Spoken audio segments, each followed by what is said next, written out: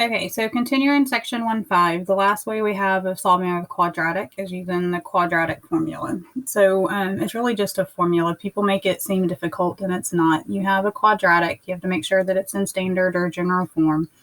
And then whatever the number in front of x squared is a. Whatever's in front of the regular x is b, and then the constant is c. And then you just plug it into this formula. You're going to need to know the formula for your test, so make sure anytime you use it, you write it down, and then you'll know it when the test day gets here. All right, moving on. Here we go. All right, so this one's already in the right form. So we know that A is 2. We know that B is 2. And we know that C is -1. All right, I did not, under any circumstance, give myself enough room to work these. So let me move this guy down.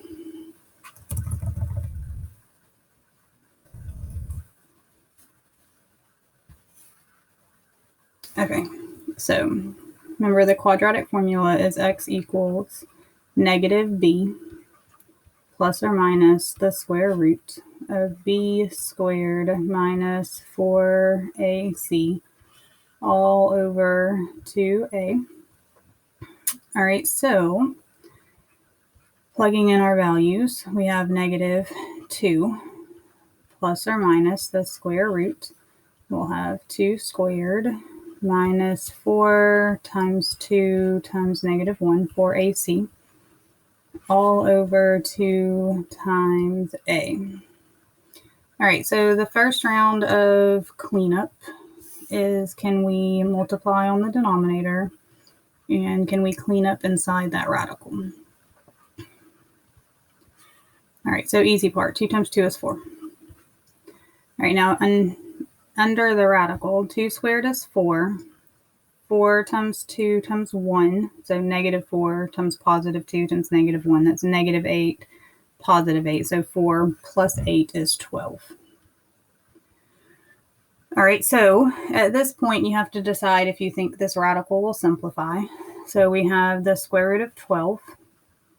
So remember, we can break that down into 4 times 3. 4 is a perfect square, so it simplifies to 2 square root 3.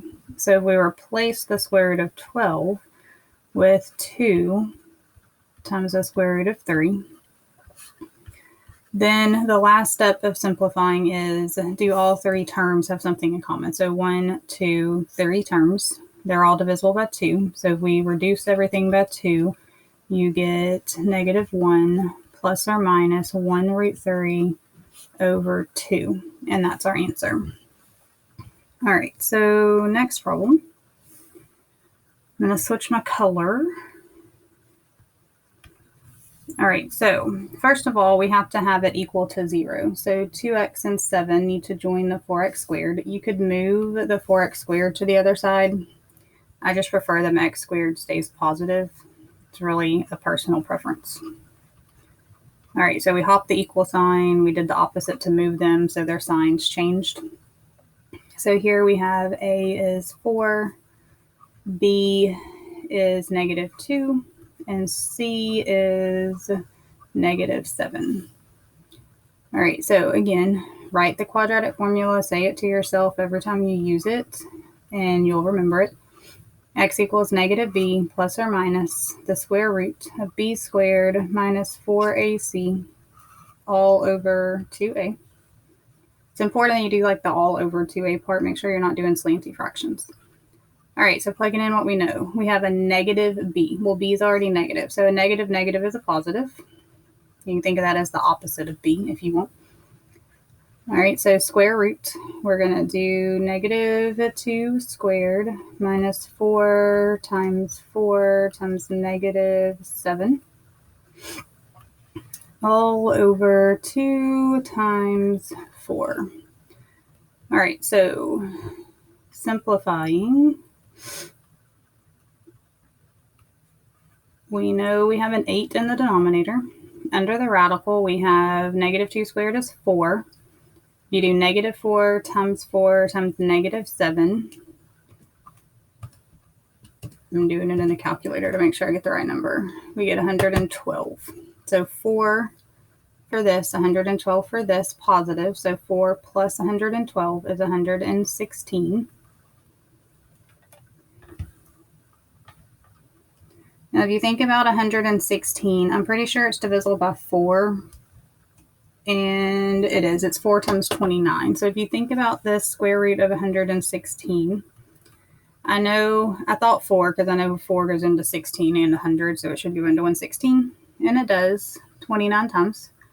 29 is a prime number, so we know we can't go any smaller than that. So we're going to get 2 square root 29.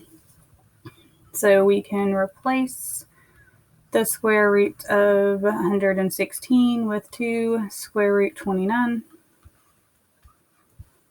And then the last step is 2, 2, and 8 are all divisible by 2. So you'll have 1 plus or minus 1 square root 29 over 4.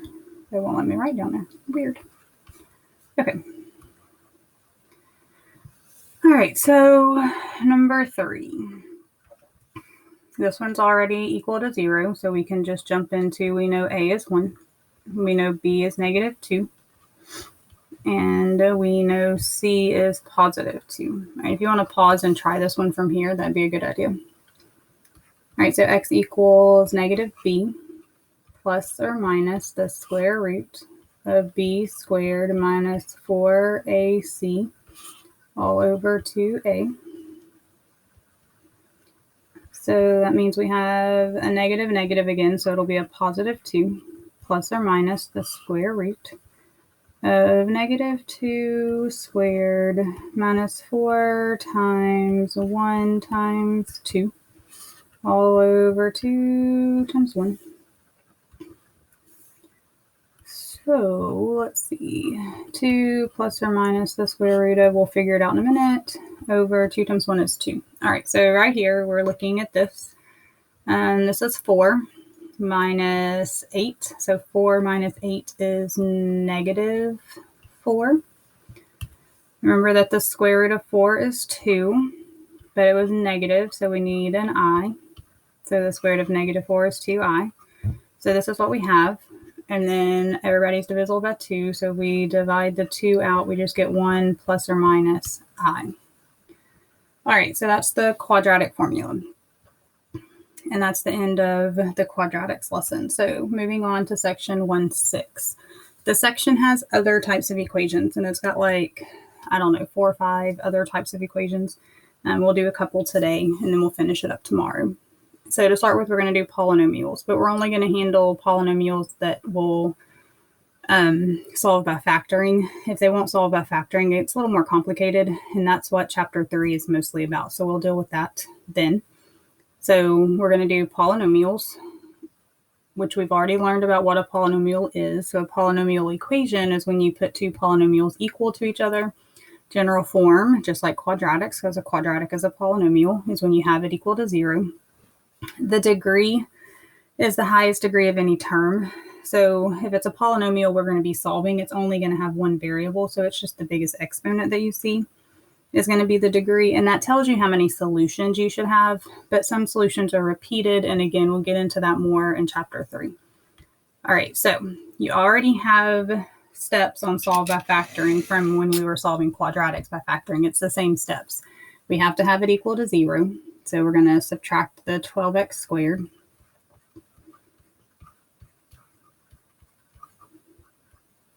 Then you factor. So this looks like I can take out a 4x squared.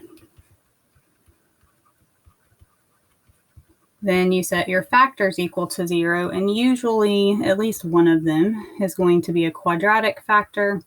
So you get a little more practice solving a quadratic in the process. So here you're going to divide by 3. And then you're going to take the square root of both sides and get that x is 0. If I can make this work. I write bigger than I thought I do, apparently. All right, so we get x is 0. All right, on this one, you're going to add 3.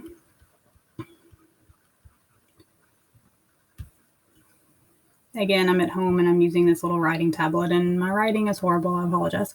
All right, take the square root of both sides. And don't forget you need plus or minus. You don't have to put plus or minus when it's a 0, but when you have an actual answer other than 0, then you need the plus or minus. So we took the square root of both sides, so we got plus or minus root 3. All right, so that's 1, 2, 3 answers. Technically, this one happened twice, so that's why it counts as 4 solutions. All right, so again, first step is we need everybody on the same side equal to 0. So we're going to keep these two terms, and then we're going to move these guys over. So we do the opposite to go across the equal sign. All right, so you have 4 terms, which means we have to factor by grouping. So if you group the first 2, they have an x squared in common, which leaves us with 2x plus 3. If you group the back 2, they have -4 in common, which leaves us with 2x plus 3. You divide it by negative, so those become positives. All right, so now you have that matching parenthesis of 2x plus 3 as your common factor, and then x squared minus 4 when you divide that out. All right, so now that you are factored, the zero product property allows you to set your factors equal to 0 and then solve from there. So this is a little linear. Subtract 3, divide by 2, and you get -3/2. This is a quadratic. You can use the square root property, so add the 4. Take the square root of both sides. Remember, you need a plus or minus, and the square root of 4 is 2.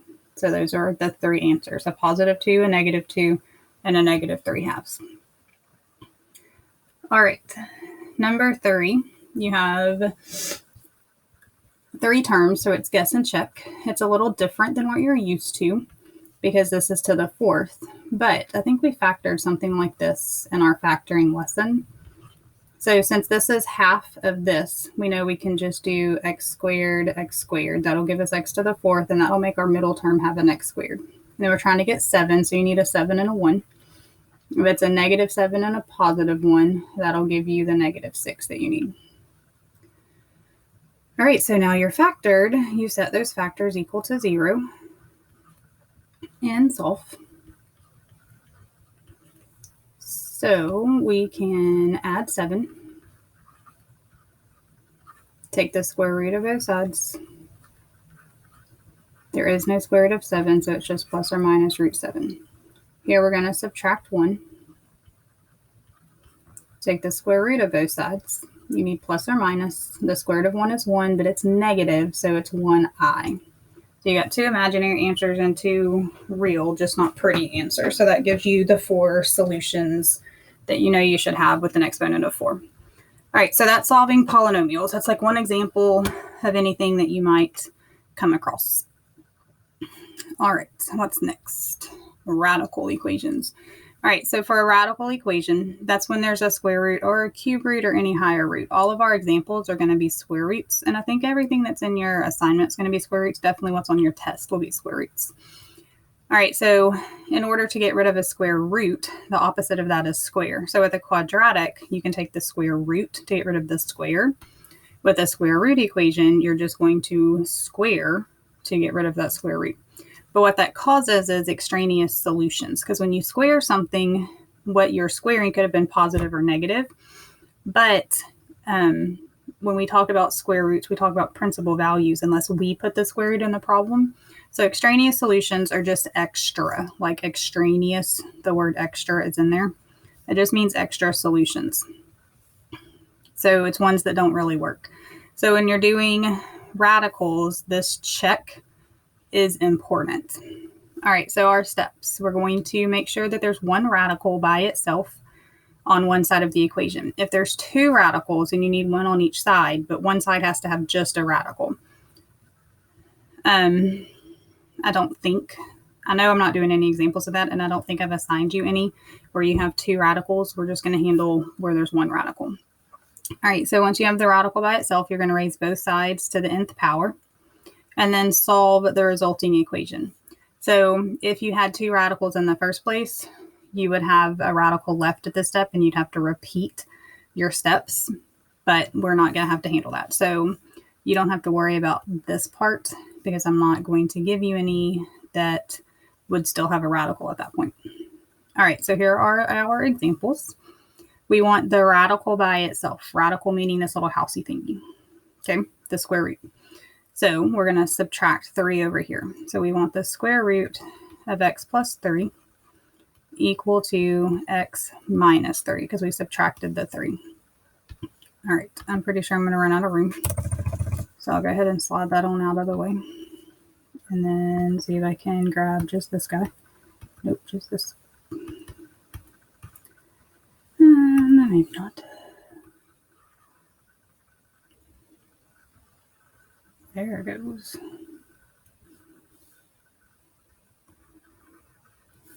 Okay, sorry you have to watch this, but I really thought there was going to be room right bigger than I think I do. Okay, so now to get rid of the square root, you have to square. But if you square one side, you have to square the other. Putting parentheses when you square is going to help you remember that it's not just squaring the 3. You have to square that whole thing. So on this side, x minus 3 comes out because the square and the square root cancel each other out. They're inverses. Over here, you have to write this down twice and distribute. I'm only going to show this one time. The rest of the problems, we're just going to know that it's happening. Remember that squaring means write it down twice. So you get x squared minus 3x minus 3x plus 9. Or x squared minus 6x plus 9. It's one of those perfect square trinomials. All right, so again, from here on out, I'm going to do this and jump straight to here. So I need you to understand that we're squaring, multiplying, and doubling, and squaring. All right, at this point, you are going to have a quadratic. So you need everybody on the same side. So we're going to subtract x and subtract 3. And again, I'm not going to show that step on the next problem either. So we have 0 is equal to x squared minus 7x plus 6. All right, if it will not factor, the quadratic formula is always an option. You just learned that. But about 98% of the time, they're going to factor. So I would give that a shot. I think you can do -6, -1. That'll multiply to get a +6 and add to get a -7. So you're going to do x minus 6 is equal to 0. So x is 6.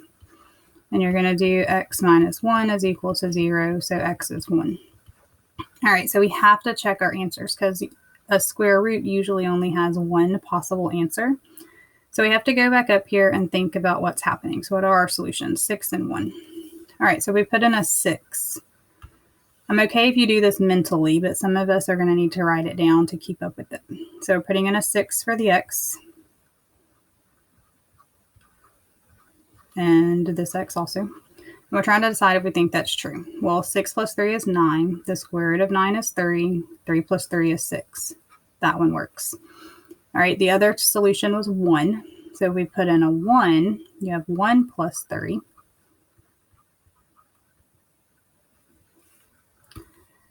I don't know why that happens. Okay, what are we doing? That's a 3 equal to 1. So we replace both x's with a 1. 1 plus 3 is 4. The square root of 4 is 2. 2 plus 3 is not 1. This one's garbage, which means we come down here and we say, you are garbage. You're extraneous. The only answer is 6. All right, so next problem.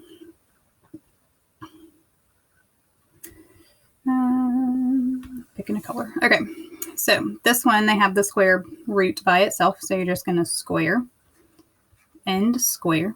So x falls out here. Over here, we get x squared. We get minus 6x minus 6x, so minus 12x. And then 6 times 6 is 36. All right, we need x to move over here. So we're going to subtract x from -12 and get -13. Then we are pretty sure that it's going to factor. This is one that usually gives people a little bit of trouble because for some reason they don't think about the fact that 9 times 4 is 36. So we get solutions of, 9 and 4. All right, but then we have to make sure that they work. So let's go check them. If we do the square root of 9, is that equal to 9 minus 6? Well, this is 3, this is 3, so yes. All right, what if we do the square root of 4? Does that equal 4 minus 6? Well, this is 2 and this is negative 2, so no. So when you go back and check, you do principal square roots, which means just the positive. So this is garbage. All right, last one. I would say pause and try it, and then unpause and see how you did. All right, so first step is subtract the 2 to the other side. Next step is square both sides.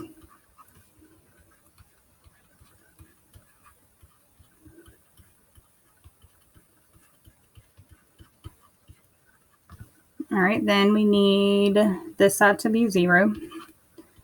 So we subtract x, which makes this negative 5x. We subtract 18, which makes this negative 14. All right, so then we factor. I believe minus 7 plus 2 will work. That'll multiply to get negative 14 and add to get negative 5. So our solutions are 7 and negative 2. All right, so if we check the 7 plus 18. 7 plus 18 is 25, so that's 5 plus 2. Does 5 plus 2 equal 7? Yes. All right, if we check the negative 2, you have negative 2 plus 18, so that would be 16. The square root of 16 is 4 plus 2 is 4 plus 2, negative 2. No, it is not, so that one's garbage. All right. That is all for today. All right, so the next lesson will be the rest of the section 1.6, and I think it's 2 more types of equations to solve. So again, like always, if you have questions, let me know. Remember, we finished 1.5 and we started 1.6, so that's why you're on 2 different pages, but it's still not that many problems. So let me know if you have questions.